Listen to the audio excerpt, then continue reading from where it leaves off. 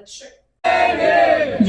भीम, जय भीम। जब तक सूरज चांद रहेगा बाबा तेरा नाम रहेगा, जब तक सूरज चांद रहेगा बाबा तेरा नाम। संकल्प नगरी वडोदरा जिल्ला भीम आर्मीના સ્થાપક એવા માનનીય ચંદ્રશેખર આઝાદ રાષ્ટ્રીય અધ્યક્ષ વિનય રતનસિંહના નેતૃત્વમાં ભીમ ભારત એકતા મિશન સંકલ્પ નગરી વડોદરા કલેક્ટર સાહેબને ભારત દેશમાં અને ગુજરાતની તમામ શાળાઓમાં ભણાવવા માટે ભારતના બંધારણનો અમલ થવો જોઈએ અને તે માટે એક ખાસ પેપર પણ હોવું જોઈએ જેની પરીક્ષા લેવી જોઈએ તેવી માંગ કરવામાં આવી। અગાઉના એક વર્ષ પહેલા તારીખ 26 ડિસેમ્બર 2023 ના રોજ કલેક્ટરને આવેદનપત્ર આપી ગુજરાત સરકારને માહિતી આપવામાં આવી હતી। આ બંધારણના વિષય પર ભીમ આર્મી ભારત એકતા મિશન સંકલ્પ નગરી બરોડા ટીમ દ્વારા તમામ શાળાઓમાં ભારતનું બંધારણ ભણાવવાની માંગ કરવામાં આવી હતી। તેનો અમલ થવો જોઈએ અને ધોરણ 1 થી 12 સુધી તેનું સ્પેશિયલ પેપર બહાર પાડવામાં આવે, બંધારણની પરીક્ષા લેવામાં આવે। પણ સાહેબ, એક વર્ષથી વધુનો સમય થઈ ગયો છે પરંતુ આ માંગણી પૂરી થઈ નથી અને બંધારણના વિષય પર ભીમ આર્મી દ્વારા કલેક્ટરને ભારતનું બંધારણ તમામ શાળાઓમાં ભણાવવામાં આવે અને ધોરણ 1 થી 12 સુધીના તમામ વિદ્યાર્થીઓ ભારતના બંધારણથી વાકેફ હોય અને તેની પરીક્ષા હોવી જોઈએ।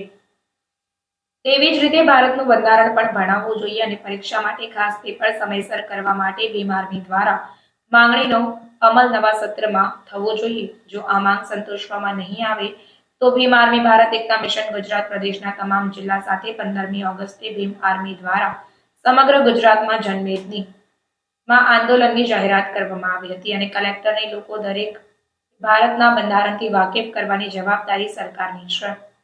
સરકાર આ મુખ્ય વિષય પર ભારતના બંધારણ પર સાથ સહકાર આપે અને ભીમ આર્મી ગુજરાત સરકાર સામે કોઈ આંદોલન બંધારણ માટે જો આંદોલન થાય તો આપણા દેશ માટે ખૂબ જ નિંદનીય ઘટના છે અને હરણી બોટ દુર્ઘટનામાં મૃત્યુ પામેલ તમામ માસૂમ બાળકોને અને શિક્ષકોને ન્યાય મળે તેની માંગણી કરી હતી।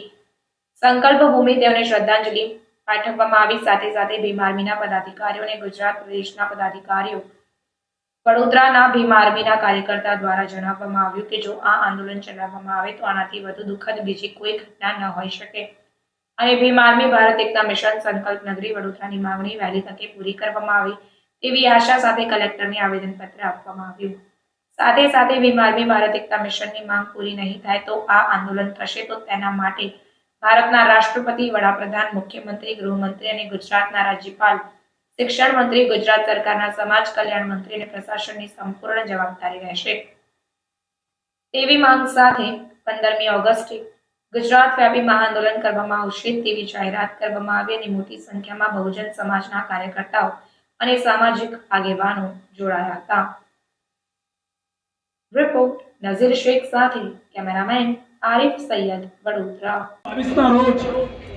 26/12/2023 રોજ અમે તમને ભારતનું બંધારણ હરેક સ્કૂલોમાં ભણાવવામાં આવે એવી માંગણી સાથે આપણે આવેદનપત્ર આપ્યું હતું અને તમને એ આવેદનપત્ર આપીને ગૌરવાન્વિત કર્યા હતા।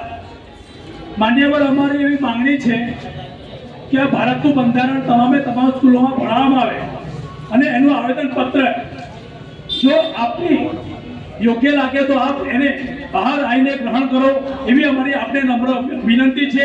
કારણ કે આ બંધારણ સમસ્ત ભારત દેશનું ગૌરવ છે, સમસ્ત ભારત દેશનો તાજ છે અને એનું સન્માન હરેકે રાખવું જોઈએ। એટલે અમે પણ એવી આશા રાખીએ કે જો તમે બે પગલાં ભારે લેતા હોય તો ખૂબ ખૂબ સાધુવાદ છે।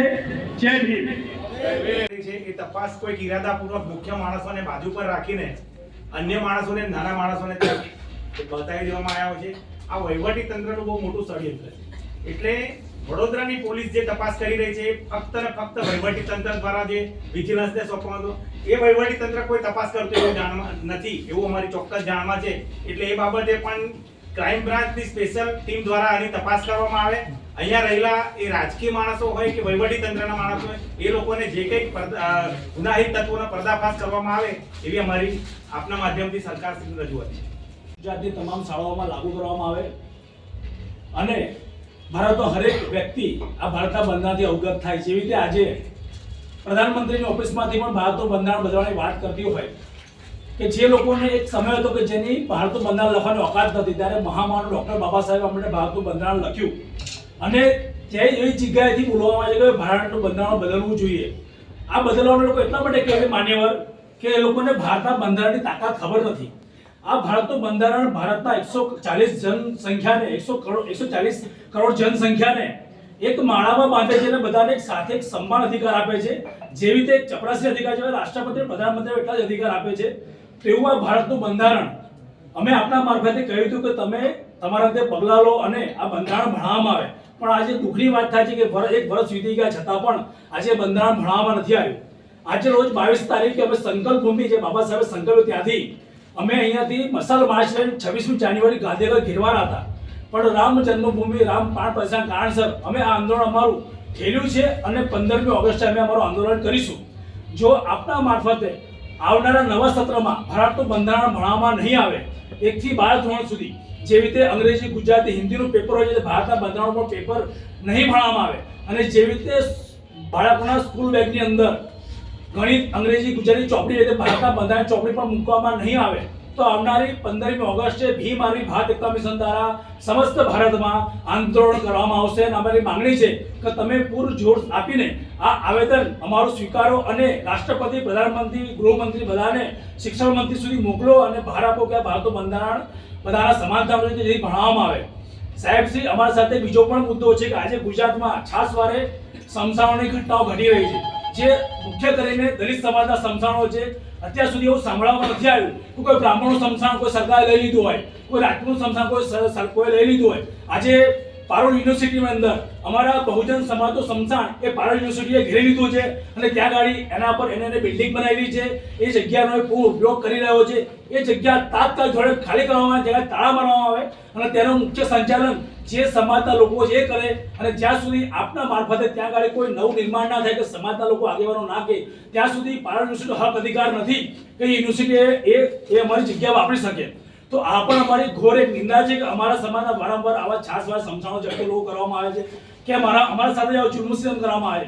એટલે અમારા સાથે આજે બીજું પણ આવેદનપત્ર છે, એ પણ તમારે સ્વીકારવાનું છે અને માંગણી છે કે તાત્કાલિક ધોરણે આવેદન તમારા હાથમાં આવતા જ પારોલ યુનિવર્સિટીના જે સમસાનની જગ્યાએ તાળું મારવામાં આવે અને એ કેમ્પસમાં આજુબાજુમાં જે પણ દબાણ કર્યું હોય તાત્કાલિક ધોરણે તોડવામાં આવે એવી અમારી માંગણી છે. સાહેબશ્રી, સમાચારોની અવનવી અપડેટ્સ માટે જોતા રહો સેક્યુલર ગુજરાત ન્યૂઝ. સાથે સેક્યુલર ગુજરાત ન્યૂઝ ચેનલને લાઇક, શેર અને સબસ્ક્રાઇબ કરો અને બેલ આઇકોન દબાવીને સમાચારોની ઝડપી માહિતી મેળવો.